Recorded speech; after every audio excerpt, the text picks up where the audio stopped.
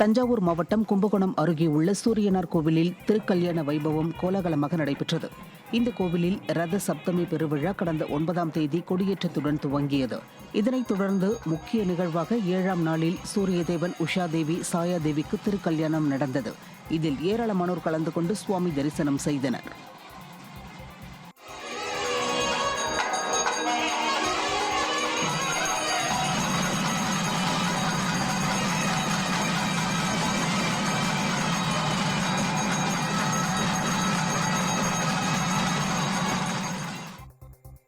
நெல்லை மாவட்டம் நெல்லையப்பர் கோவிலில் தைப்பூச திருவிழா கொடியேற்றத்துடன் வெகு விமரிசையாக தொடங்கியது.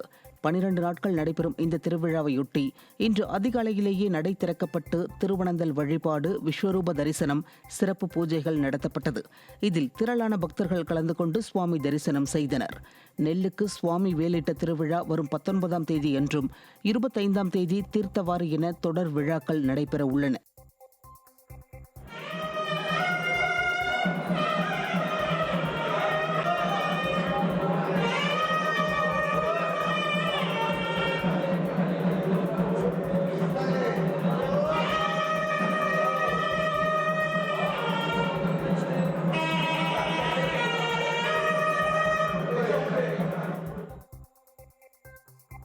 தஞ்சாவூர் பெரிய கோவிலில் நந்தி பெருமானுக்கு 2000 கிலோ காய் கனிகளால் அலங்காரம் செய்யப்பட்டு சிறப்பு கோ பூஜைகள் நடைபெற்றன.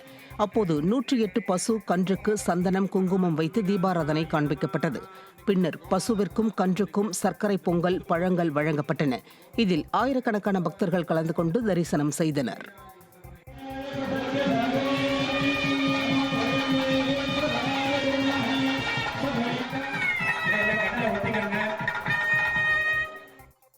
திருப்பத்தூர் அருகே திமுகவினர் மீது கடும் நடவடிக்கை எடுக்க கோரி பொதுமக்கள் சாலை மறியலில் ஈடுபட்டனர்.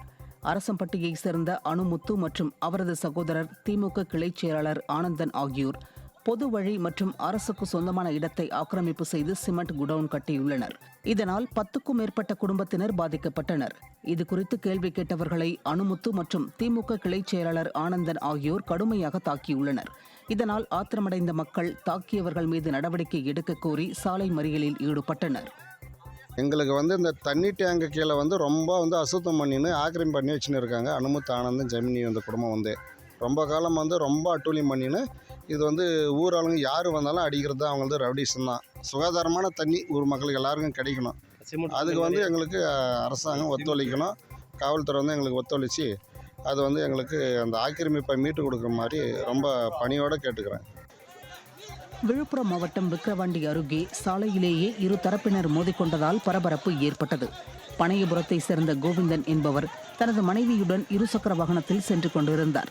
அப்போது கமல் என்ற இளைஞர் இருசக்கர வாகனத்தில் வந்து கோவிந்தன் மீது மோதியுள்ளார்.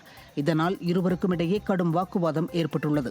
இதனையடுத்து இருவரும் தங்களது உறவினர்களை விபத்து நடந்த இடத்திற்கு வரவழைத்துள்ளனர். அப்போது இரு தரப்பினருக்கும் இடையே வாக்குவாதம் முற்றி ஒருவருக்கொருவர் மாறி மாறி சாலையிலேயே தாக்கிக் கொண்டனர்.